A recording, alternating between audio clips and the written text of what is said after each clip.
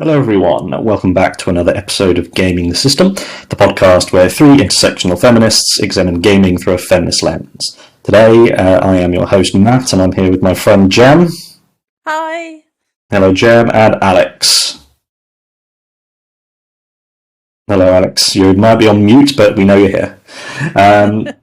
Today's topic, we're continuing our run on censorship and the real council culture, which is done by governments. So we're going to be focusing on government censorship, how game designers give in to the desires of authoritarian governments just so they can have the money from the market. Talking of money, if you want to support us, you can go to our Patreon at patreon.com/gamingthesystem for some exclusive content. Or if you want to give us a one-off donation, you can go to our PayPal and send it to us at wearegamingthesystem@gmail.com. So, to business. Government censorship. What are your guys' knowledge and impressions of government censorship when it comes to video games? Very little. I am... Well, you can hear me, can't you? Yeah. Mm-hmm. No. Good. Just checking in case I was still muted. Yeah, very little. I know very little about government censorship when it comes to video games specifically. The only pearls of wisdom I can bring to discussion today are I know that Australia is particularly strict on its classifications of video games, more strict than the UK. Because I remember there was quite a lot of controversy about GTA not being allowed basically in Australia at the time it came out. But beyond that, I'm afraid I am lacking in knowledge. I suspect most people probably aren't experts on the topic either, but I'm glad we're talking about it today because hopefully we can delve into it a little deeper. So I'm looking forward to it. Yeah, I'm probably about the same. I don't know very much about censorship outside the UK. I did look into it a little bit within the UK, and for example, I knew that like one game had managed to get its age rating reduced because they switched from using red blood to blue blood. And so there's sort of weird rules about, as long as things don't look too realistic, then, that can shift where it goes on the rating scale. But yeah, other than that, I don't know very much. I'm assuming that countries like China and Russia and places like that, where they have quite a strict government that's very keen to control the narrative, I can imagine that those are the countries where a lot of censorship would be going on games that are coming in, especially from outside, from the US and Europe. But yeah, don't know that much, hoping to learn something about it today. Yeah, I think the stuff like cancel culture, I think, it's a phenomenon born out of privilege, because the kind of they think it's censorship to have diversity, whereas censorship is when in China there are 180,000 blacklisted words that can't be used in media. That's cancel culture, and I think the difference. So I'll give you a couple of examples. So 180,000 blacklisted words on TikTok. They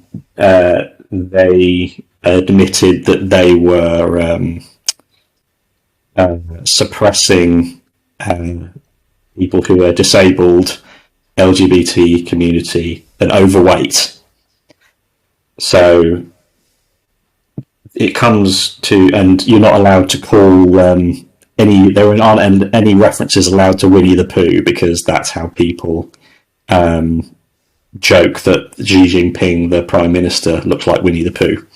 So they're not allowed to have that. And that's the stuff that matters. Whereas people in the Western world who think they're being oppressed, they don't have a fucking clue what it truly means. And it's a similar thing to anti-trans people, because trans women aren't a threat to cis women. They're just not. If every trans woman just disappeared off the face of the earth, women wouldn't be any percentage safer. But they create this threat because it makes them feel like they're victims, and it just completely fails to recognize genuine censorship. Because what I think the difference between age rating stuff, age rating is going, oh, you have to be a certain age to view this content, but you can view the content is allowed. Whereas I would argue with government censorship, the goal is erasure of certain kinds of people and content. So it's going in China, we don't want you to see fat people. We want you to not think. We want you to think that fat people just don't exist, or LGBT people just don't exist. It's just like the Ministry of Truth in 1984. So researching this really just puts in perspective people whining about cancel culture, because you can say anything. You have freedom of speech to say anything in countries like the UK and America. You can say anything without, and people might call you an arsehole, you might lose your job, you might all these other things, but it's nothing compared to these authoritarian governments. But so with that in mind, what role is there a healthy role that a government should play in censoring games?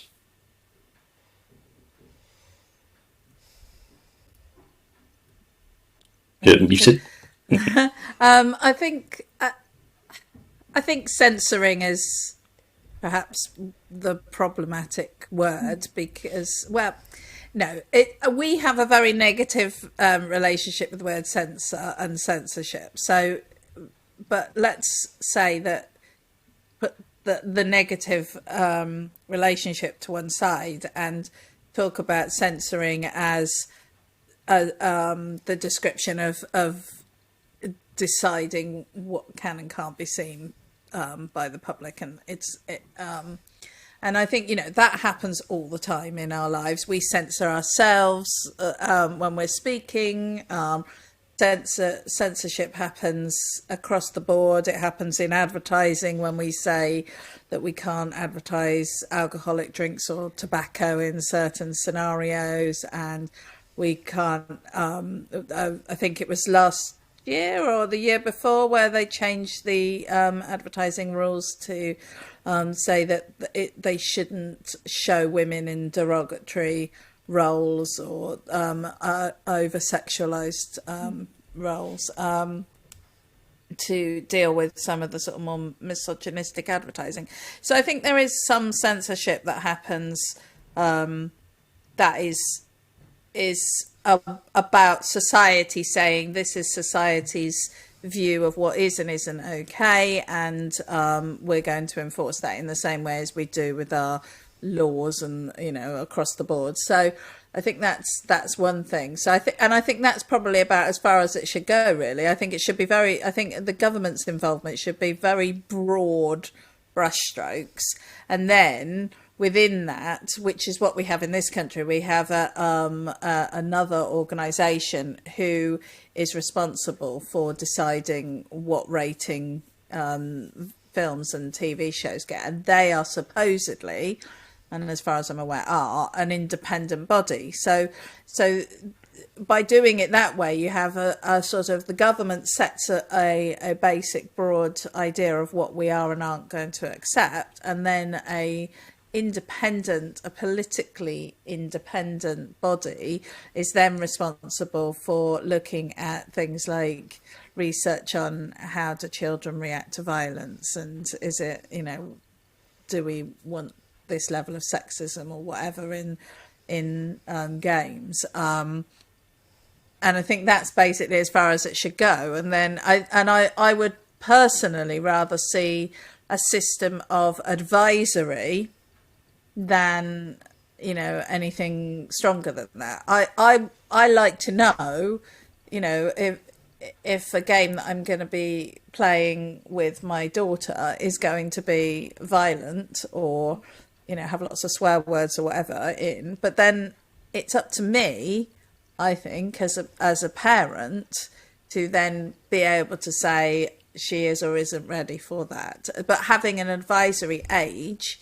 range and maybe not selling it to them, is, I think, is probably about as far as it should go. Yeah, I'd agree there, Jem. I think one area where the government should and must be involved is safeguarding, particularly when it comes to online spaces and virtual reality spaces, and that needs to be in a way that is actually enforceable, so that things can actually be followed up and taken care of, because quite a lot of this thing, it gets reported and doesn't go any further. I know that the government have been working on an online safety bill. I'm not sure if it's actually been fully announced and set out as policy yet, but I know it was in the works. It's been going on forever. A couple of years. Yeah, and it really should be in action now. But that just shows the difficulty of it covers the internet as a whole in general, so that's a huge minefield in terms of safeguarding and safeguarding for vulnerable adults and children, because we have to consider vulnerable adults as well in gaming spaces and online spaces, and that is an area where the government has to be involved to make sure that things are followed through, because if it doesn't, it's just going to be some guidelines and recommendations, and it's not going to have enough teeth to actually protect and safeguard people properly, which is much like the Equality Act now. But it needs to be properly looked after by a government that cares about it. That's I think the one area where they definitely should be involved, when you think about protecting, keeping gamers safe. But yeah, advisory definitely works as well in terms of age ratings and content advice. I think beyond that, like Jem said, there's probably not much of a need for the government to have its say over what we should and shouldn't be consuming as gamers. Yeah, I think... Sorry, go on, Matt. No, you go ahead. I was just going to say that the online safety bill came into force in October, or was given royal assent in October last year. So it's okay. Quite recent. It's gone through its whole process. Yeah. Good to know. Royal fucking assent. That perfectly puts into fucking what I was about to say, which was fucking. So. And it's a thing where there are a lot of terrible things about our country and the way it's run, the power structure, people, everything. But compared to countries like China and Saudi Arabia, it's a different kind of bad. It's a different strata of bad. And so, regardless of, there can be terrible things happening in our country and terrible things about the way our country is run. But we do have a level of privilege that is denied and suppressed by governments who are in charge of censoring things like this, which is why I think it's the responsibility of people with privilege to push the social progress as far as they can, so that countries like Saudi Arabia and China, for example, it's impossible to hide the social progress and the social the social progress of what we've got going on, because when people fighting against diversity, they go, oh, we just want it to be straight men again. And then Saudi Arabia can turn to its citizens and go, oh, look, only straight men are at the centre of everything. Everything's fine. So we have a responsibility to make it as diverse as possible. And we'll come on to in a moment about how game designers should react to government demands to be censored. I think probably trigger warnings is the optimal solution to any kind of media, because then you'll know what's inside it, and then you can choose whether or not accordingly. And a good example was, Alex, your Tomb Raider game that had a content warning at the start, which was what was it saying about Indigenous people? That it contained offensive depictions of ethnic and like racial characteristics or something along those lines, basically saying that this is an old game and it's a bit racist, so this is not good, but we've decided to keep it in because we want to be true to the remaster, but we're hoping we can learn from it, was essentially the statement from the developers.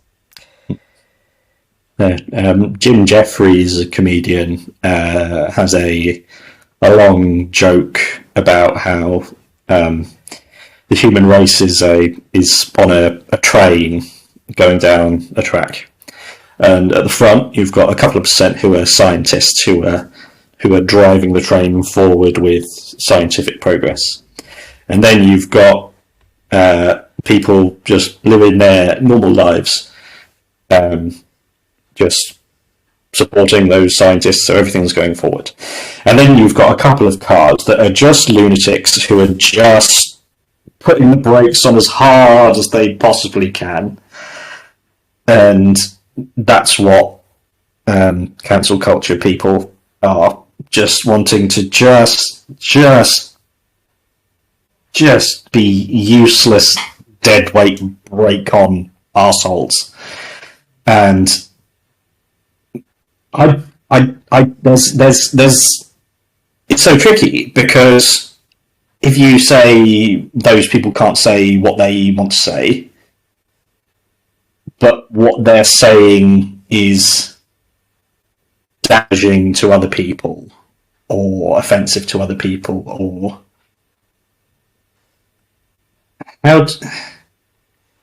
so I don't know where I'm going with this.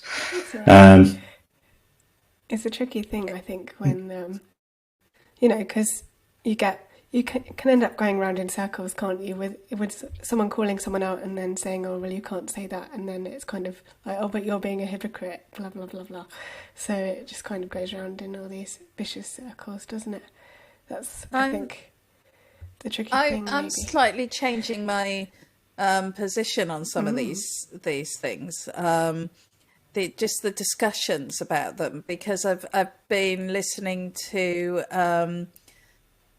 forgotten his name, but it's Things Fell Apart. It's season 2 I've heard of that. John. Yeah. John. I can't remember his name. Yeah, John. Anyway, we're having a late this evening, but we'll get there. And it's so interesting, because the first season, he was really talking about looking back through culture and how various things had happened that had caused kind of conflict.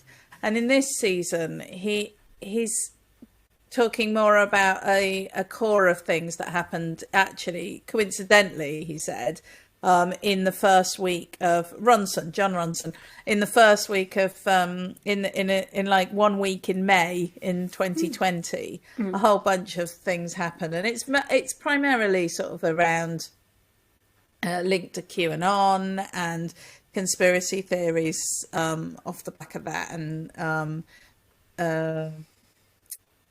COVID and all of those things. And one of the things that struck me is he did a story about a mother whose daughter had said during lockdown that she was a boy, and she wanted to be named, being given male pronouns, and she wanted to live as a boy.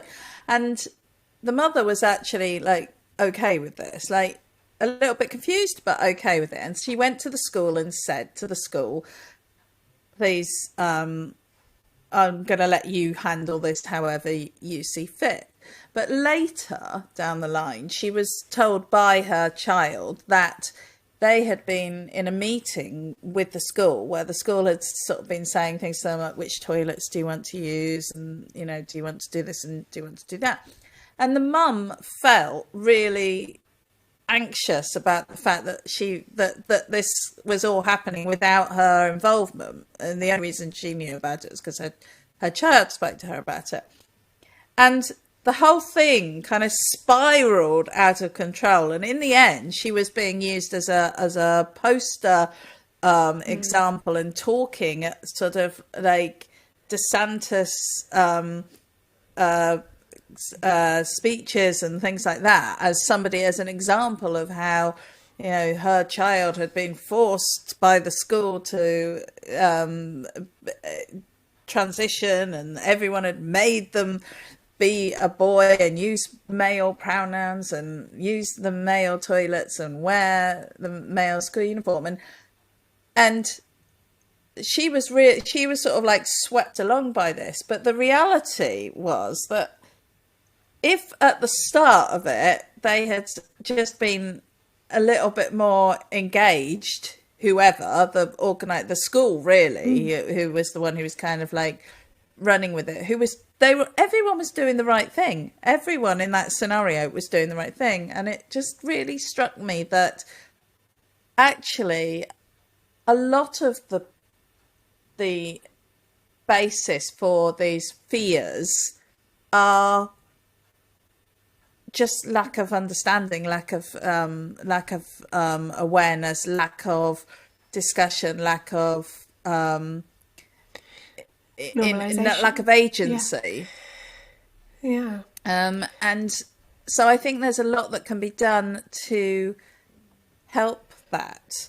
I think the real problem is when you have authorities who are just trying to prop up their own power by keeping their population dumb, keeping their population under control and unaware of quite how bad things are. And that's a real problem. But I don't know how you tackle that as a creative agency. I don't know how you, I mean, you know, absolutely discussion has to happen. And as I just said, you know, like if where I'm sort of thinking about it, if it all has to be about good communication, then in those countries where there's strict censorship, then clearly that communication can't happen, or is going to be very fraught, very difficult to happen. And so, you know, that is a big problem for us. Yeah, definitely. I don't like John Rodson because he's too insightful. Every time I come across any of his work, I just go, "Oh, that's so true and so upsetting." Yeah, it's just I don't know where I stand in it, because I've been coming across a lot of people who are just detached from reality, and I think there's a significant portion of people that no amount of discussion will get them in touch with near reality, and you can't just make them shut up and make them not allowed to speak. But all you can do, all you can do is mitigate the amount of damage that they're able to do, and that's where stuff like the Equality Act and just diversity, we have a responsibility to, with all that noise, just keep on pushing it as far as we can get it to go, and just the amount of people I just see and go, how do you function? How some people function, and then there is also the people who get exploited for, because when you have someone who's detached from reality, somehow they can attach themselves to someone like Ron DeSantis and go, oh yes, I trust him, I'll do whatever he says. And there's no one more motivated than someone who's detached from reality for some reason. It doesn't, and it drives me mad the more I look at it. And John Ronson doesn't help. Yeah, it's so interesting when we talk about these sorts of things, because it's like when you think about the status quo and how the ones with power and authority are wanting to keep it a certain way in a certain structure, and like there's always been a hierarchy in all of human history since like the beginning of humans, basically. And of course the ones with the most power are going to want to keep themselves at the top and everyone else lower down, and they'll feed whatever narratives fit that hierarchy. And I think when people don't know enough or they're afraid of things, like Jem said, it's because they're lacking awareness and knowledge, and they find comfort in people who are already going to back up those things that they feel they're comfortable with, because they're like, oh, well, this person agrees with me, I don't have to try and open my mind up and do some critical thinking. It's easier just to stay on this side and kind of roll with it. But yeah, it's just fascinating to think about, really. We'll go on to the final part of what I want to talk about, which is so our friends Saudi Arabia have popped up again, who apparently he's a massive gamer is Crown Prince Mohammed bin Salman. Apparently he loves video gaming, alongside when he's murdering dissident journalists and having them cut up by his fucking bodyguards. He has there's a $40 billion investment fund for video gaming in Saudi Arabia now, and they have bought investments in companies like EA, Nintendo, Activision Blizzard, and Capcom. So some of the biggest game companies in the world are going, oh yes, I want some of that tasty blood oil money. And so straight away, that's not even about taking a game and so we want to release it there, censor this. They're going in right at the top and going, oh, we're going to be part of this. And I came across looking at the golf stuff that they've bought, and they have written into the contracts non-disparagement agreements, and this is fascinatingly worded. Each party agrees and covenants that it will not at any time, directly or indirectly, make, publish, or communicate to any person or entity or in any public forum any defamatory or disparaging remarks, comments, or statements concerning the other party, Saudi Arabia, their affiliates and ultimate beneficial owners, or their respective businesses, directors, employees, officers, shareholders, members, or advisors. Would you sign that? I don't think I'd sign that. No. I just wonder how common it is for like business agreements in general. I don't know. But yeah, that's pretty clear, isn't it? That they don't want anyone speaking against them if they're involved in anything that they're giving money to. So how should these game studios react when asked by a foreign government, you can't say these things if you want to have access to our market? Well, I think they should just vote with their feet and move and leave. I mean, I do think that, and I've long thought that it makes. Well, I think Russia is a really good example, actually, because we engaged with Russia because we thought that by doing that, we wouldn't end up in the situation that we're in with Ukraine.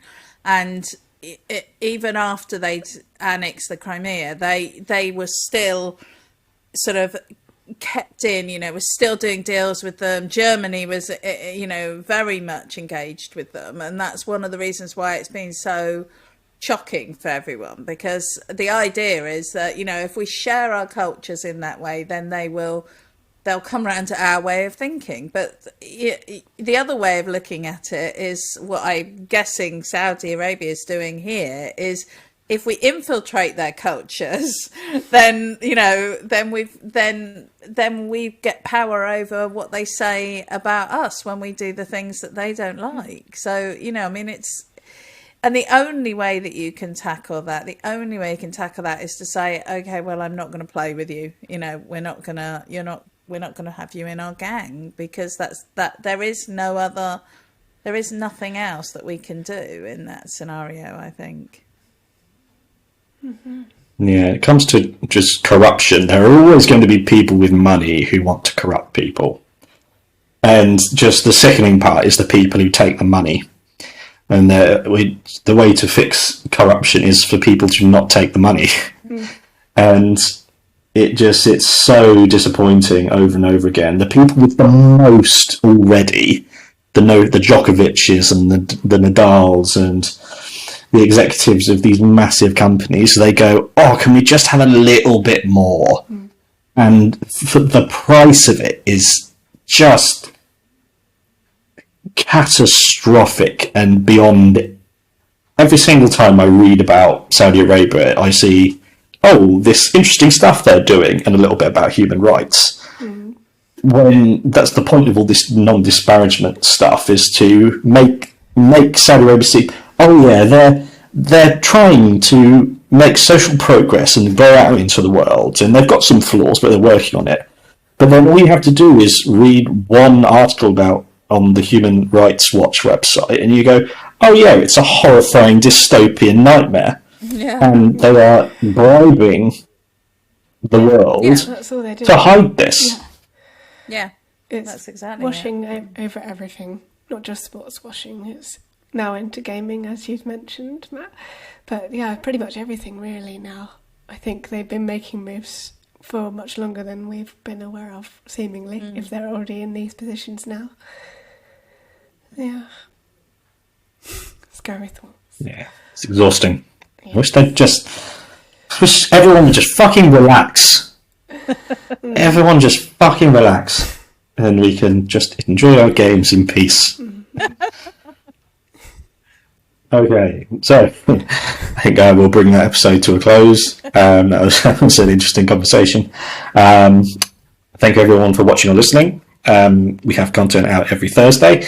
If you want to support us, you can go to our Patreon at patreon.com/gamingthesystem, or you can get stuff to us via PayPal to wearegamingthesystem@gmail.com. Until next time, bye-bye.